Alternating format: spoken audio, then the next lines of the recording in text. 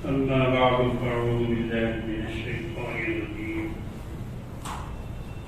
بسم الله الرحمن الرحيم. ومن أظلم ممن منع مساجد الله أن يذكر فيها اسمه وسعى في خرابها أولئك ما كان لهم أن يدخلوها إلا خائفين لهم في الدنيا خزي ولهم في الآخرة عذاب عظيم. صدق الله العظيم. इरशाद बारी ताला है कि उस शख्स से बढ़कर जालिम कौन होगा जो अल्लाह की मस्जिदों में, अल्लाह के घरों में लोगों को अल्लाह का नाम लेने से, उसका जिक्र करने से रोके, मना करे और उसकी बर्बादी, उसकी खराबी और उसकी तबाही के लिए कोशिश करे। अल्लाह फरमाते हैं कि उससे बड़ा कोई जालिम नहीं।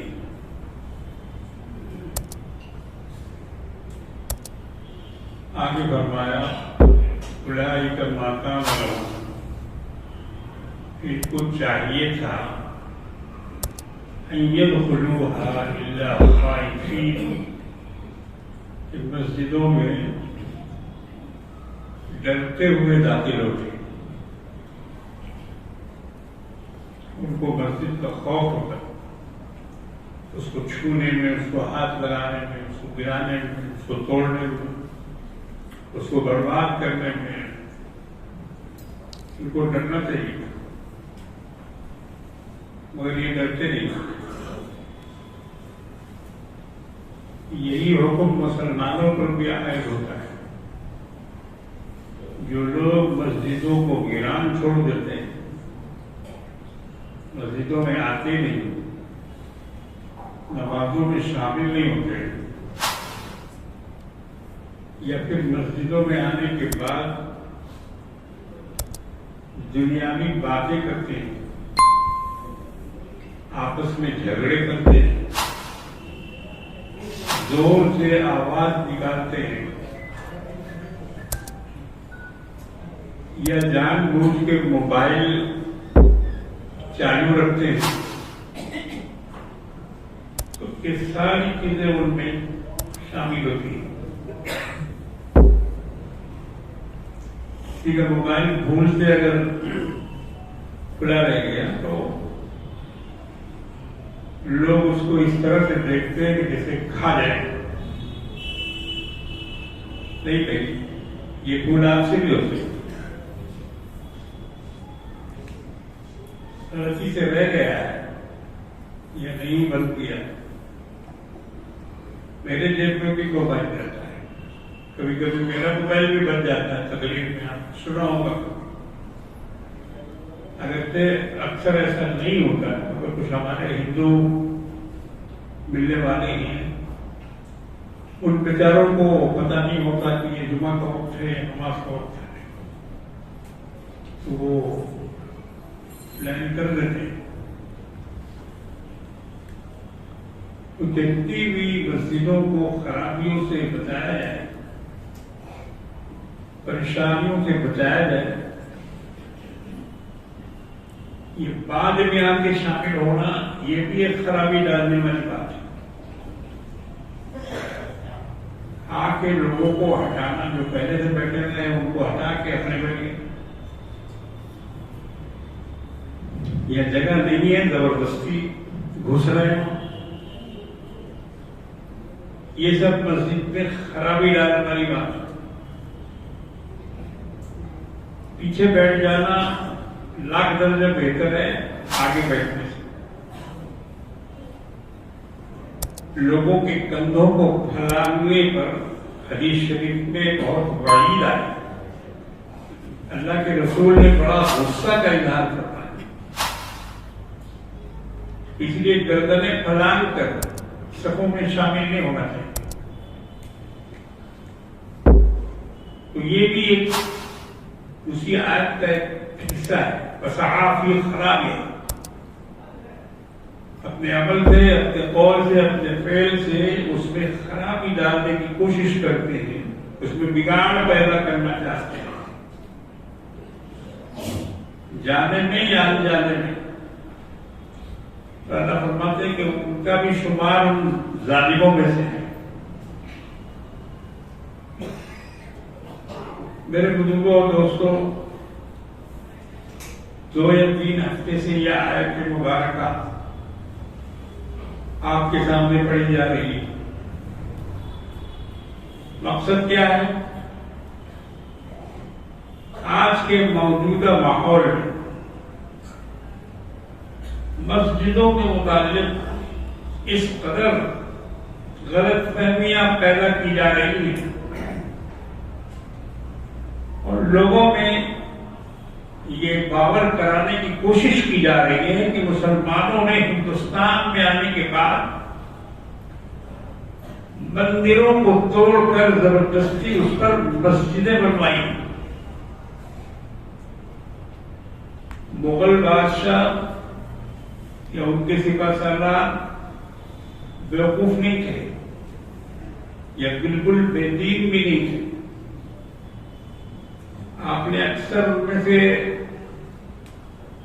बादशाहों को देखा होगा तो उनकी दाढ़ियां,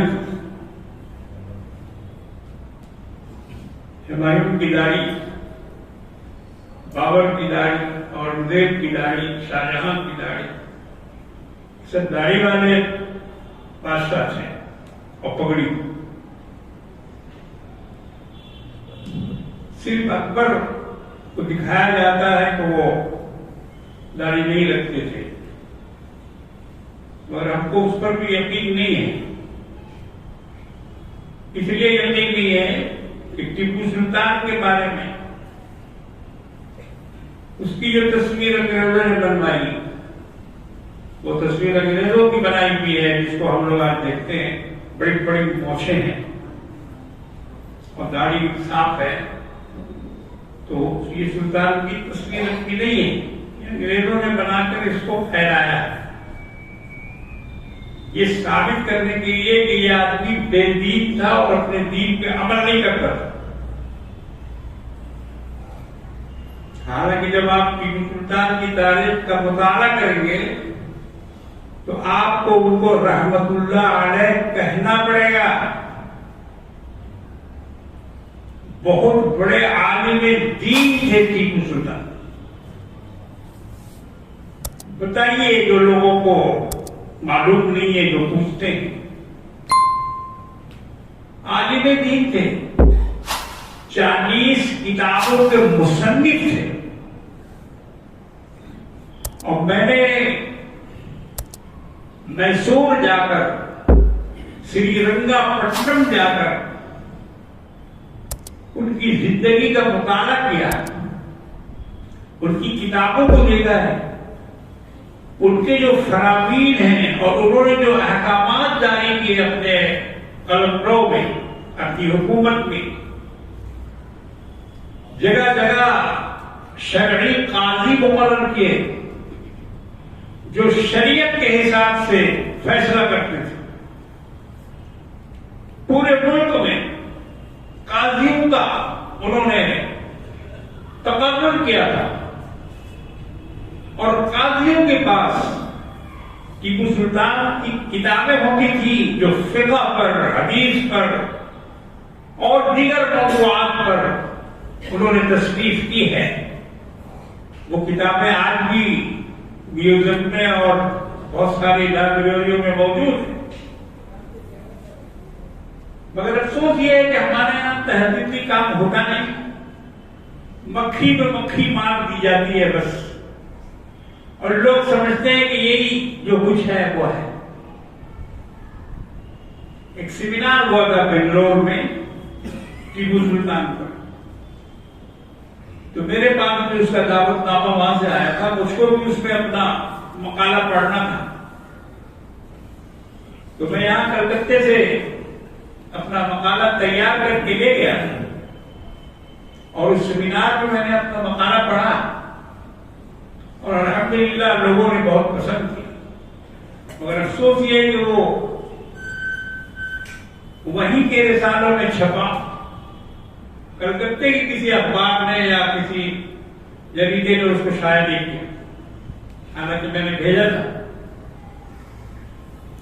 तो उस सेमिनार में जाने से पहले मैं टालीगंज गया।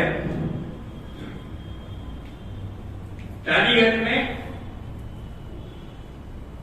उनके लड़के की कब्र है, प्रिंस अनवर शाह। टीपू सुल्तान की जो मस्जिद है टालीगंज में, टीपू सुल्तान मस्जिद कहलाती है। 4 मस्जिदें कलकत्ते में टीपू सुल्तान की हैं। ज्यादातर लोगों को एक ही मस्जिद का पता है और वो है धर्मतला। नहीं, 4 मस्जिदें, एक तो धर्मतला की है, दूसरी टालीगंज की है, तीसरी निमतल्ला घाट में है, उसका नाम है नेमतुल्ला घाट। अब नेमतुल्ला घाट से अभी वो निमतल्ला घाट हो गया। एक मस्जिद वहां है, एक मस्जिद मोमिनपुर में।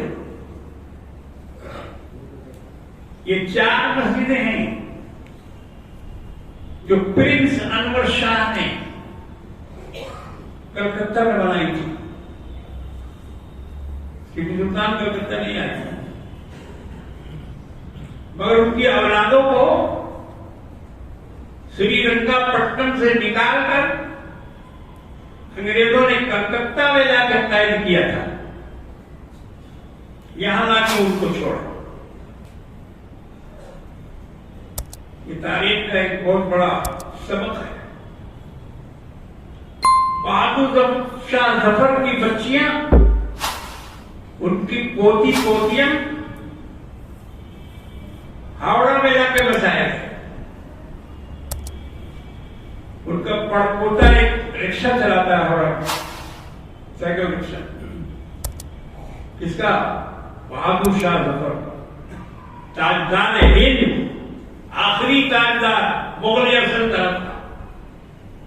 उनके खानदानों को दिल्ली से निकालकर कलकत्ता लाने का मकसद क्या है मालूम? वाजिद अली शाह को लखनऊ से जाकर मठिया मुल्क में बसाने का मकसद क्या है मालूम? तारीख पर जब नजर पड़ेगी आदमी की, तारीख का जब आदमी मुताला करेगा,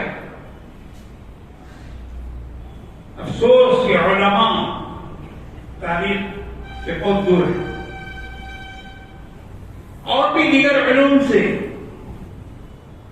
हमारे जो अकाबरीन या हमारे जो मुकर्रीन हैं, हमारे जो खतीब हैं, वो इन तमाम चीजों से बेखबर हैं, पढ़ के आगे गुजर जाते हैं, उस पर ठहरते नहीं, उस पर गौर नहीं करते कि अंग्रेजों ने ये क्या किया। वहां तो सल्तनत लूटी और उसके बाद उनके खानदान को ले जाकर हजारों मील दूर ले जाकर बसाया। क्यों? उसका क्या मकसद था? कहां वाजिद अली शाह लखनऊ और कहां मटिया पुरुष का जंगल? उस जमाने में जंगल था, हम लोग के बचपन में भी जंगल था, तोपसिया जंगल था, मटिया पुरुष जंगल था। कहां आबादी थी? कई कई घर बने हुए थे, बीच में तालाब, दरख्त, नारियल का दरख्त, ताड़ का दरख्त, पतली पतली सड़कें गली की तरह। आप लोग जाते थे अब्बा के साथ, उसको घोड़ा गाड़ी चलती थी, फिटिंग गाड़ी, बड़ी शाहाना गाड़ी होती थी फिटिंग, और किराया बहुत कम था। सेंट्रल एवेन्यू से मटिया बोर्ड तक जाने का 10 रुपया लगता था, खिदीपुर का 5 रुपया लगता। तो हम लोग जाया करते थे बराबर, तो इमामबाड़ा को देखते हुए गुजरते थे, जो मटिया बोर्ड में वाजिद अली शाह का जो सड़क पर बनाया हुआ, उसमें कई दफा हम गए, बचपन में भी गए, अभी भी कुछ दिनों पहले एक प्रोग्राम हुआ था शिया भाइयों की तरफ से, तो उसमें भी दावत दी गई थी, बुलाया गया था, हम गए थे उसमें। तो दूर में लाके बसाने का क्या मकसद था? बहादुर शाह जफर की औलाद को, टीपू सुल्तान की औलाद को, वालिद अली शाह को और उनकी औलाद को हजार हजार 1,500 मील पर ले जाके छोड़ने का मतलब क्या था? अंग्रेजों ने बड़ी पॉलिसी के साथ ये काम किया था। उनको पैसा भी दिया था, खर्च करने के लिए उनको रुपए भी दिए थे। उसी रुपए से तो वालिद अली शाह ने अपना इमाम बाड़ा बनवाया, काफी रुपया मिला था उनको वहां से। मकसद ये था कि कहीं दोबारा ये इक्तिदार में वापस नहीं आ जाए, इक्तिदार पर कब्जा न कर लें, वहां रहकर अपनी पार्टी न बना लें। बटिया अंग्रेज में तो कोई उनका रिश्तेदार था नहीं, जानने वाले भी बहुत कम होंगे। तो ऐसी जगह पे जाकर रखो कि जहां अपनी ये पार्टी न बना सके, अपने को मजबूत नहीं कर सके।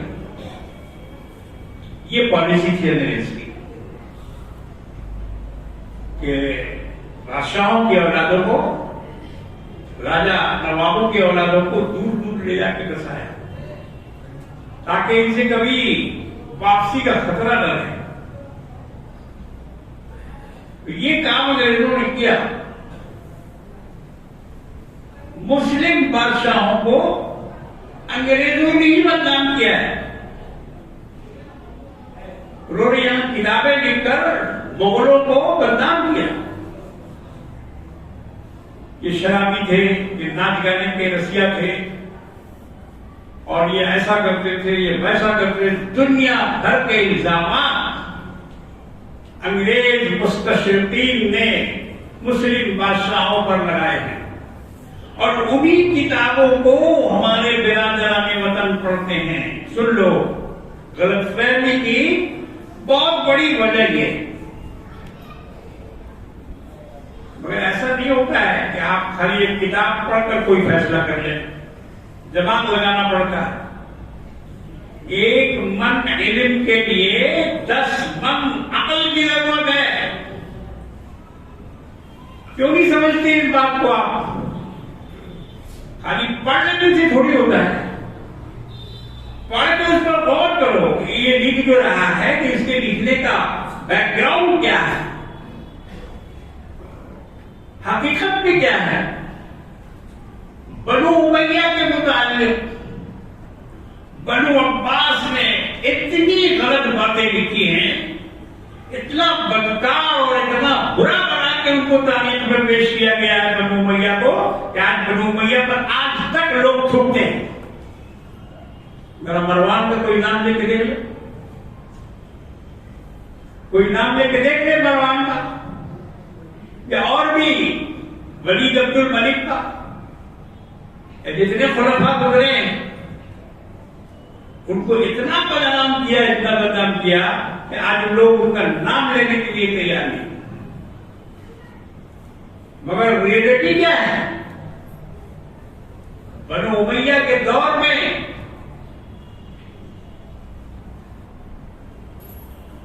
मक्का और मदीना से इस्लाम निकलकर जिब्राइल तक पहुंचा, फिर आप उसके दरवाजे पर इस्लाम ने दस्तक दी। फ्रांस वहां तक पहुंचे मुसलमान, पहली लड़ाइयां लड़ी गई, उसको दुनिया फतह किया गया। और ये वही लोग थे जिनके बारे में अल्लामा इकबाल कहते हैं कि दश्त तो दश्त है, दरिया भी न छोड़े हमने, और बहरे जुल्मात में दौड़ा दिए घोड़े हमने। ये वही बनी उमैया है, 100 साल हुकूमत। तारीख पर जिनकी नजर होती है वो समझते हैं क्या कार्रवाई की गई है। ये इस्लाम के सबसे बड़े दाई, पूरी दुनिया में इस्लाम को फैलाने वाले, यूरोप के दरवाजे तक जाके दस्तक देने वाले, मस्जिदों का जाल फैला दिया, कुतुब खानों का जाल फैला दिया, दीन की तालीम और उसके लिए बहुत सारे इंतजाम कर दिए, लाखों लाख उलमा को पैदा कर दिया। ये उंदलस, ये कोर्दोबा, ये अलहमरा, ये स्पेन, ये बनु उमय्या की देन है। जबल तारिक उसको बोलते हैं, जिब्राल्टर, आपनाए बास्फोरस, वहां जस्टिन की हुकूमत और उसको खत्म करने वाला बनु उमय्या का एक नौजवान था, तारिक बिन जियाद। तारिक बिन जियाद, मैं आपके सामने तारिक के सफात ज्यादा नहीं खोलूंगा क्योंकि आप लोगों को उससे दिलचस्पी है ही नहीं। बोले ये मौलाना क्या शुरू कर दिया, मगर जब बात से बात निकलती है तब फिर उस पर बोलना पड़ता है।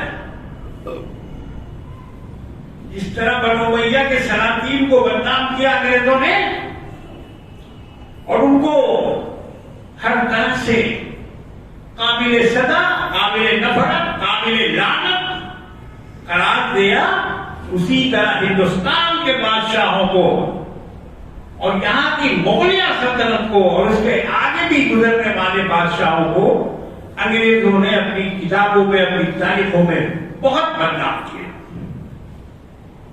अंग्रेजों को हिंदुस्तान पर कब्जा करना था, यहां उनको हुकूमत करनी थी। ये सोने की चिड़िया थी, इस सोने की चिड़िया को उन्हें अपने पिंजरे में बंद करना था। यहां की दौलत, यहां की हुकूमत और यहां के सब कुछ पर उनको अपना कब्जा करना था। कब्जा किया, तख्ता, तख्त सुलेमानी जिसको बोला जाता था, तख्त ताऊस, दिल्ली का तख्त ताऊस, इतना खूबसूरत, इतना महंगा, आज तक दुनिया में कोई तख्त तैयार नहीं हुआ जिसमें बादशाह लोग बैठा करते थे। और वो बादशाह क्या पहन के बैठते थे, उनके ताज में कोहिनूर का हीरा होता था। जरा आपकी तारीफ मालूम करो, अपने बादशाहों की, अपने हुक्मरानों की तारीफ मालूम करो, नौजवानों को बताओ कि हम लोग कोई जंगली, कबायली, ट्राइबल, आदिवासी और इधर उधर के मारे और खदेड़े नहीं है, मारे खदेड़े नहीं है। हमारी एक तारीख है, हमारा एक इतिहास है और वो इतिहास हिंदुस्तान के चप्पे चप्पे पे नजर आ रहा है। हमारी मसाजिद, हमारे मकाबिर, हमारे मज़ारात, मस्जिदों के मीनार इस बात की गवाही दे रहे हैं। जामे मस्जिद सर ऊंचा करके खड़ी है दिल्ली में और ऐलान कर रही है कि ये दिल्ली मुसलमानों का है, मुसलमानों ने इसको बसाया है, मुसलमानों ने इसको हुकूमत की है। मेरे बुजुर्गों और दोस्तों, ये मस्जिदें निशान हैं इस्लाम, और मैं उससे एक चीज को और जोड़ता हूं कि अगर मुगल बादशाह शराबी थे, कबाबी थे, जुआड़ी थे, बदमाश थे, लुच्चे थे, आवारा थे, तो इतनी मस्जिदें किसने बनाई? शराबी कहीं मस्जिद बनाता है? लाल किले में मोती मस्जिद, वहां नाच गाना होता था, मोती मस्जिद है, सफेद संगमरमर की मस्जिद। पहले उसमें लोग जाके नमाज पढ़ा करते थे, बाद में हुकूमत ने उतारा लगा, अब नमाज नहीं पढ़ने देते। क्यों बंद कर दिया भाई? नमाज के लिए तो थी वो मस्जिद, तो नमाज ही के लिए बनाई गई थी। लाल किला के अंदर तो लालकिला के अंदर मस्जिद का होना इस बात का सबूत है कि वो मुसलमान थे और अकीदा उनका दुरुस्त था, अल्लाह को मानने वाले थे। जहां गए वहां एक मस्जिद बना दिया। अजमेर के पास 1.5 दिन का झोपड़ा सुना है? 1.5 दिन का झोपड़ा, 1.5 दिन में वो मस्जिद बना दी उन्होंने फौजियों की नमाज पढ़ने की। और दिल्ली तो पूरी तारीफ पड़ी हुई है। मौलाना अबुल कलाम आजाद का जब इंतकाल हुआ तो उर्दू मैदान में कब्र खोदी गई और आज उनका मजार वहीं बना हुआ है, जामे मस्जिद की सीढ़ी के और आगे। जो लोग दिल्ली गए वो जानते। कब्र की एक दूसरी जगह खोदी जा रही थी तो खोदते खोदते वहां से मस्जिद का गुंबद नजर आया। मस्जिद का गुंबद खोदने वालों को कहा गया कि और खोदो। पूरी खुदाई में अकबरी मस्जिद निकली जो अकबर के जमाने में वहां बनाई गई थी। अकबर के जमाने औरंगजेब से भी बहुत पहले। अभी भी ज्ञानवापी की मस्जिद ये औरंगजेब से बहुत पहले की बनी हुई है। औरंगजेब ने इस मस्जिद को नहीं बनाया। झूठ बोल रहे हैं ये टीवी वाले, झूठ बोल रहे हैं ये एंकर, झूठ बोल रहा, ये लीडर झूठ बोल रहा, दिन को रात बोल रहा है, रात को दिन बोल रहा है। तो किसी के झूठ बोलने से कोई हकीकत बदल जाती है? ये उस फार्मूले पे अमल कर रहे हैं कि झूठ इतना बोलो, इतना बोलो, इतना बोलो कि वो सच हो जाए। मगर ऐसा नहीं होता है, ऐसा नहीं होता है। सच सच है, सच उभर के रहेगा। शीशे पे जितना भी कालिक होता जाए मगर उसका कोई न कोई हिस्सा ये बताएगा कि हम शीशा हैं। कहीं न कहीं से झलकेगा। तो तारीख पे तारीख पोतने से तारीख मिटेगी नहीं, तारीख रहेगी। अकबरी मस्जिद वहां से निकली, उसकी बुनियादें निकली। तो उस वक्त दिल्ली के स्पीकर जनाब डॉक्टर शोएब इकबाल साहब दिल्ली असेंबली के स्पीकर थे। उन्होंने उस मस्जिद को दोबारा बनाने का ठेका दिया और उसकी बुनियादें वहां बनवाई, ऑर्डर दिया हुकूमत से, सब कुछ किया। मस्जिद की दीवार ऊपर तक आ गई।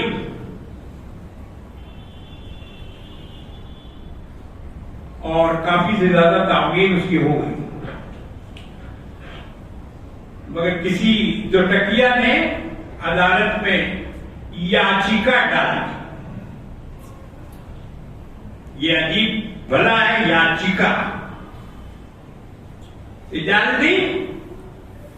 और अदालत में तो ऐसे लोग बैठे हुए मौका की ताकत है, कौवे हैं वो, कौवे काला कोट में, वो मौका की तलाश में हैं।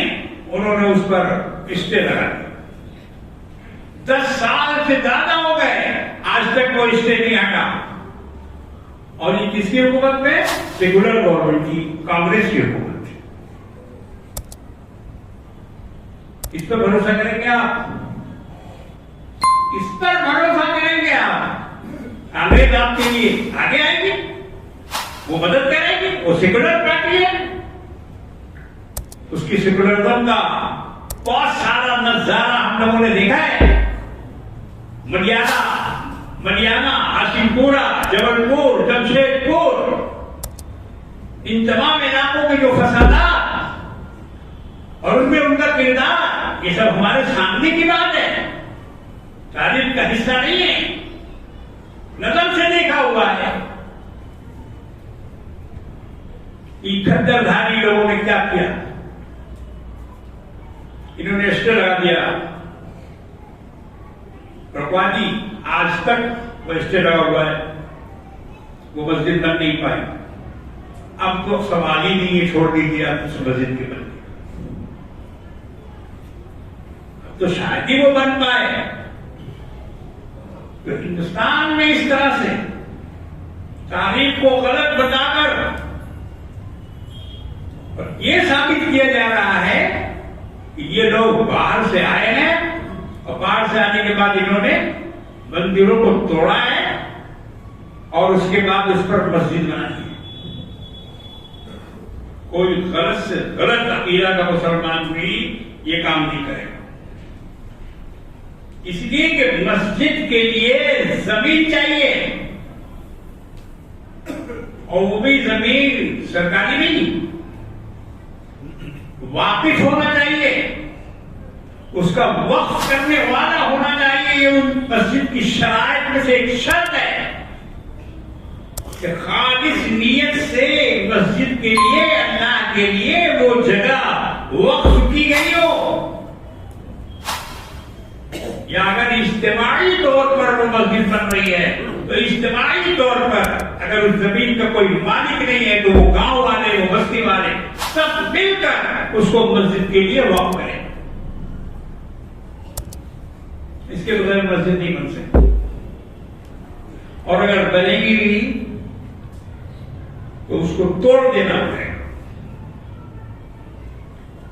कराची में एक बहुत शानदार मस्जिद बनी हुई, नूरानी मस्जिद, 3 मंजिला। सुप्रीम कोर्ट से ऑर्डर आ गया है वहां कि ये इस मस्जिद को तोड़ दिया जाए। ये है मुसलमान।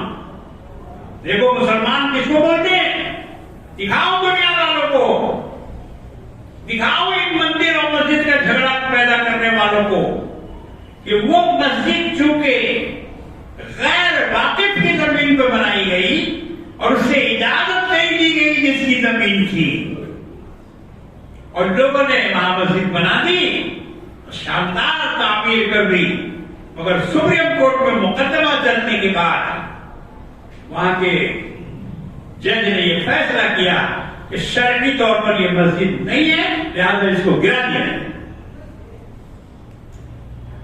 इतनी खूबसूरत मस्जिद देख के आपको भी तरस आ जाएगा, क्या ये मस्जिद गिरा दी जाए, इसके गिराने का ऑर्डर आ गया। इतनी शानदार मस्जिद, इतनी खूबसूरत मस्जिद, मगर क्या करोगे, शरीयत का हुक्म ही नहीं है कि अगर जबरदस्ती कोई मस्जिद किसी दूसरे की जमीन पर बना दी गई उसको डालो, वो बाकी नहीं रखी जाएगी। ये तो मुसलमानों के खुद अपने मजहब की चीज है भाई। कैसे कहते हो कि लाखों मंदिरों को तोड़कर और लाखों मस्जिद बना दे? उस जमाने में जगह और जमीन की कोई कमी थी जो जाके मंदिर को तोड़ के और उसके ऊपर मस्जिद बनाई जाती? इतने बेवकूफ थे मुसलमान, साफ सुथरी जमीन उनको नहीं मिली थी, मंदिरों पर मस्जिद बनाया गधों ने। बिल्कुल गलत बात है, ये इल्जाम है। जगह की कमी नहीं थी, जहां चाहते मस्जिद बना ली, अपनी हुकूमत थी, सब कुछ था, और वैसे ही हुआ है। बनाइए मस्जिदें, बहुत सारी मस्जिदें। दिल्ली में तो सैकड़ों मसाजिद अभी भी बंद हैं, उनको बंद करके ताला देकर रखा गया, वहां नमाज की इजाजत नहीं दिया है। फिरोज शाह कोटला में किले के अंदर मस्जिद,